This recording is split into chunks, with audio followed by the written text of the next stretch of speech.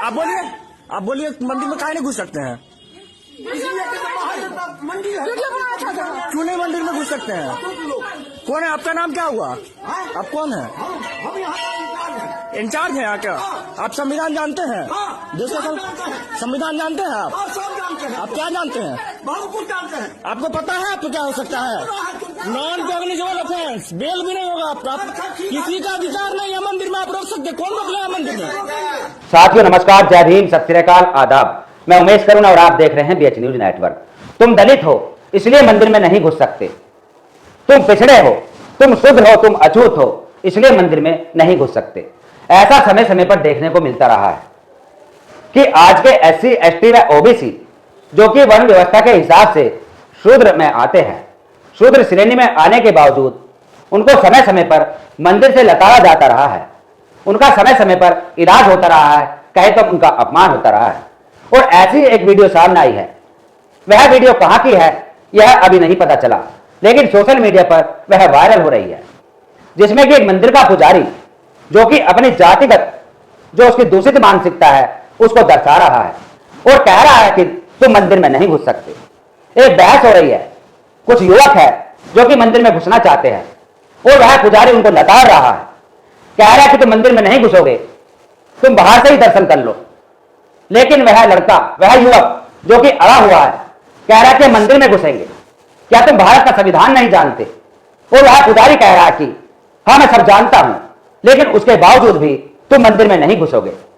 यानी इतना घमंड, इतना अहंकार आज भी यहां पर देखने को मिलता है, जिसमें कि वर्ण व्यवस्था आज भी बरकरार रखना चाहते हैं।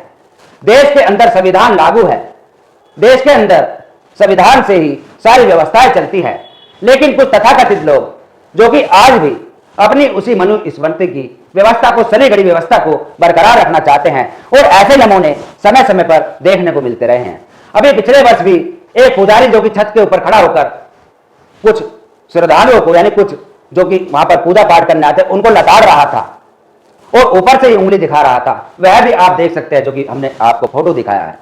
इस वीडियो पर कुछ हमारे समाज के जागरूक लोग जो कि अपनी प्रतिक्रिया दे रहे हैं और इस पीड़ित के लिए अपने शब्द यूज कर रहे हैं कि इनको ऐसे ही लताड़ा जाना चाहिए, इनको ऐसे ही लात पड़नी चाहिए।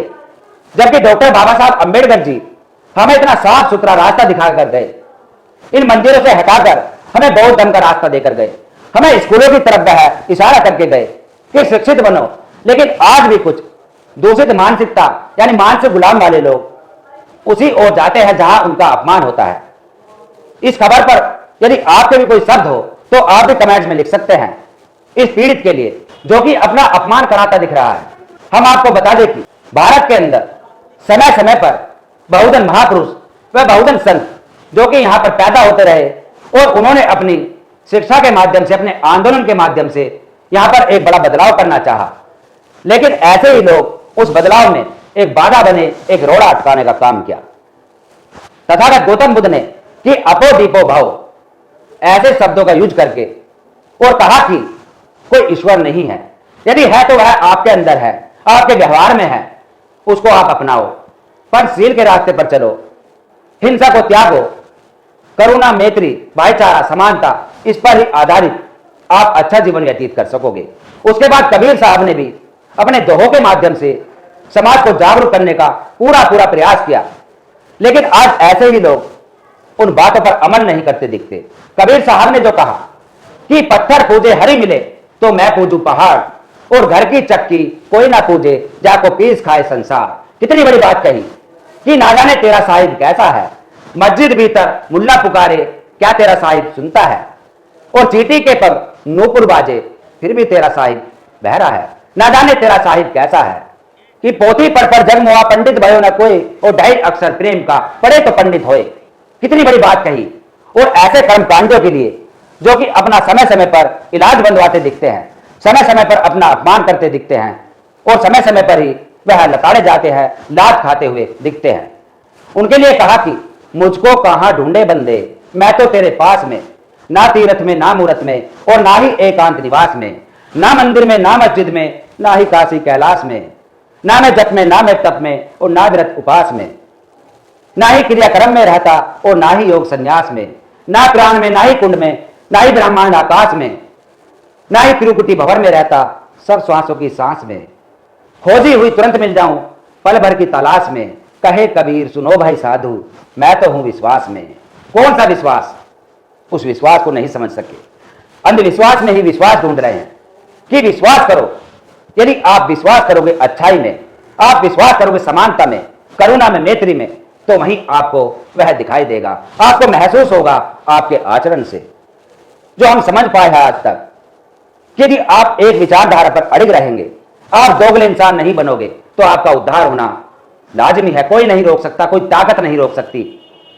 जो शक्तियों का हवाला दिया, जो दैविक शक्तियों का डर बैठाकर, स्वर्ग व नरक का डर बैठाकर हम लोगों को छला गया, उससे बाहर निकलने का एक कबीर साहब, एक बहुत बड़ा माध्यम हमारे सामने आए। कबीर साहब ने कहा कि जो तू ब्राह्मण ब्रह्मणी का जाया, आन बाट काहे ना आया। ऐसे ही पाखंडियों के लिए, ऐसे पुजारियों के लिए जो कि आज भी दूषित मानसिकता से ग्रस्त है, आज भी उसी जातिवादी, उसी व्यवस्था को बरकरार रखना चाहते हैं, ऐसे ही लोगों के लिए संत शिरोमणि रविदास जी ने कहा कि ब्राह्मण मत पूजिए जो होवे गुणहीन, पूजे चरण चंडाल के जो होवे गुण प्रवीण। कि ऐसे ब्राह्मण को मत पूजो जिसके अंदर गुण ना हो, क्योंकि इनके अंदर कोई गुण नहीं है। इंसान इंसान में भेद कर रहे हैं। और आज जो देखा जाता है कि जिनसे सवाल करते हैं ऐसे पिटने वाले लोगों से, लताड़े जाने वाले लोगों से, तो उनका जवाब होता है कि डॉक्टर बाबा साहब अंबेडकर जी ही हमें मंदिर का रास्ता देकर गए हैं, कि उन्होंने ही मंदिर प्रवेश में एक बड़ा आंदोलन किया था, उन्होंने इशारा दिया था कि मंदिर में जाओ। यह इनके जवाब होते हैं। ये उस बात को नहीं समझते, उस गहराई को नहीं समझते कि डॉक्टर बाबा साहब अंबेडकर जी का क्या इशारा था, कि उन्होंने आंदोलन किया था उस पानी के लिए, उस मंदिर के लिए। पानी तो हम उससे पहले भी पीते थे, क्या हम जब नहीं जी रहे थे? उन्होंने हमें दिखाने के लिए, हमारे स्वाभिमान को जगाने के लिए और उन जातिग्रस्त मानसिकता के लोगों को सुधारने के लिए, उनकी अकल में लाने के लिए ये आंदोलन किए थे, कि जिससे उन्हें भी पता चले कि हम भी इंसान हैं, कि आप जानवरों को तो इंसान से ज्यादा प्यार करते हैं, इंसान से ज्यादा इज्जत देते हैं। एक जानवर तालाब में पानी पी सकता है, लेकिन एक इंसान को आप मारते हैं, लताड़ते हैं। उनको दिखाने के लिए, दर्शाने के लिए यह आंदोलन किए थे। जैसे कि शहीद आजम भगत सिंह ने भी आंदोलन किया था, जेल के अंदर से अनशन आंदोलन, जिससे उन अंग्रेजों को पता चल जाए कि हम भी इंसान हैं। हम ऐसा खाना नहीं खाएंगे जिसमें चूहे कूदते हैं, जो गला सड़ा होता है। और आंदोलन के सामने अंग्रेज भी झुक गए थे। डॉक्टर बाबा साहब अंबेडकर जी का आंदोलन भी हमारे मान, सम्मान, स्वाभिमान में प्रतिष्ठा के लिए था। यानी जो आज के SC ST OBC है, जिनको उस समय शूद्र कहा जाता था, उन लोगों को एक मान सम्मान देने के लिए वह आंदोलन किया था, कि तुम अपने आप को ऊंचा करार देते हो और प्राकृतिक की कारीगरी को नकार देते हो। कभी झुकाते हो सर बुतों को अकीदत में, उन पत्थरों के सामने सर झुकाते हो, और कभी आदमी का सर उतार लेते हो। ये कैसी आपकी आस्था है? ये कैसा आपका धर्म है? इसके ऊपर सवाल खड़ा किया गया। और आज हम भी सवाल खड़े करते हैं कि ऐसा धर्म जिसके अंदर समानता ना हो, कि ऐसा धर्म जिसके अंदर एक मनुष्य को दूसरे मनुष्य से लड़ाया जाता हो, एक मनुष्य के अंदर भेदभाव किया जाता हो, उसको नीच समझा जाता हो, तो ऐसे धर्म को हम धर्म नहीं मानते। और जो आज राजनेता कहते हैं कि बटेंगे तो कटोगे, नेक रहेंगे तो एक रहेंगे, उन लोगों को भी जोरदार तमाचा है। ऐसी घटनाओं पर वह चुप्पी साधे होते हैं, अपनी मक्कारी दिखाते हैं और ऐसा बात करते हैं कि सब एक रहेंगे। ये राजनीति रोटियां सेकने का काम होता है, वरना उनकी भी मंशा यही होती है कि यहाँ पर यह व्यवस्था ऐसे ही बरकरार रहे, ये ऊंच नीच की व्यवस्था ऐसी ही बनी रहे, वरना किसी की मजाल नहीं। यदि वह राजनेता चाहे, जो कि पावर में है, सत्ता में है, तो कोई ऐसा कानून भी बना सकते हैं। ऐसे पुजारियों के साथ, ऐसे पंडों के साथ एक सजा का प्रावधान भी बना सकते हैं, कि जो इस तरीके की दूषित मानसिकता दर्शाए, जो एक मनुष्य को मंदिर से लताड़े या तुम्हारी व्यवस्था के खिलाफ या इस तरीके का भेदभाव करे, तो उन लोगों के साथ आप एक बड़ा कानून भी बना सकते हैं। लेकिन नहीं चाहते हैं, उस व्यवस्था को बरकरार रखना चाहते हैं। ये इनकी मंशा है। आपका नाम बताइए, क्या है आपका नाम? नाम बताइए। देखिए मंदिर में देखिए हम लोग को यहाँ घुसने नहीं दिया जा रहा है। हाँ बोलिए, नाम बताइए अपना। आप अपना पूजा कीजिए, बाहर से बाहर से नहीं करेंगे, अंदर से करेंगे। नहीं करेंगे बाहर से। भगवान छुआ। बोलिए ना आप। बाबा क्या नहीं जानती? हम सब ये तो बैठे हुए कहा एक बार हम लोग को बोले कि नहीं जाइए मंदिर में, मत पूजा कीजिए। भगवान किसी का लिखा हुआ है क्या? हाँ लिखा हुआ है। हाँ नाम लिखा है तो मंदिर अपने घर में ले जाके बिठाइए, ठीक है?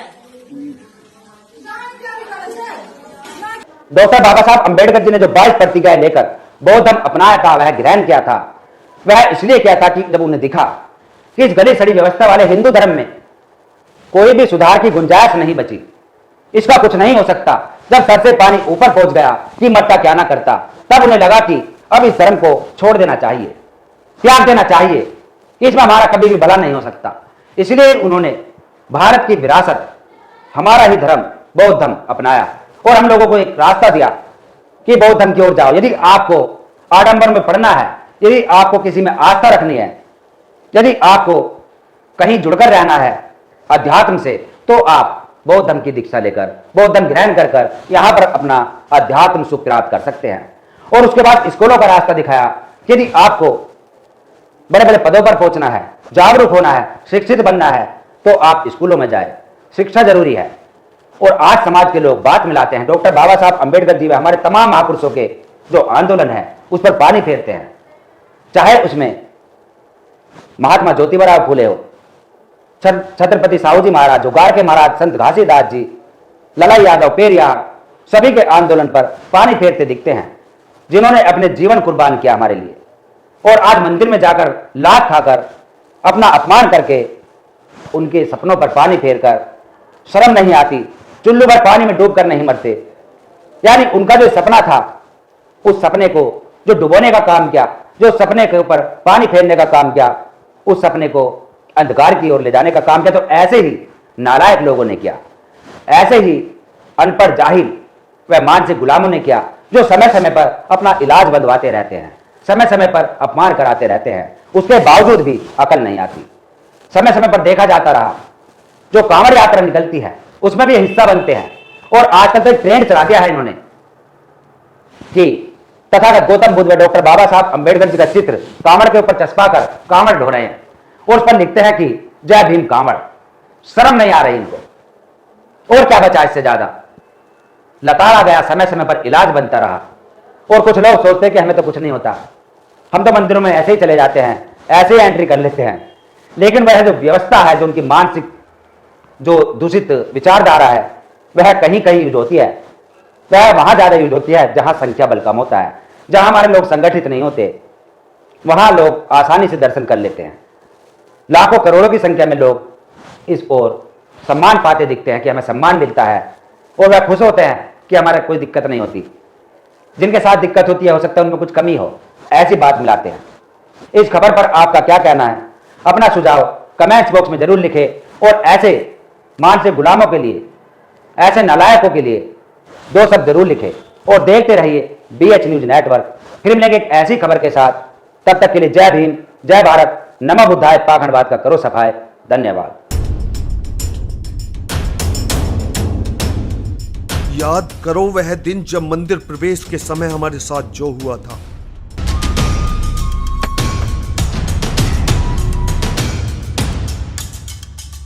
हमें अछूत कहकर अपमानित किया, लेकिन हमने भी साबित कर दिया कि हम इस देश के शासक हैं। हमारे पूर्वजों को छल से, कपट से पराजित करके हमारी सारी संपत्ति, हमारी सारी विरासत लूटी।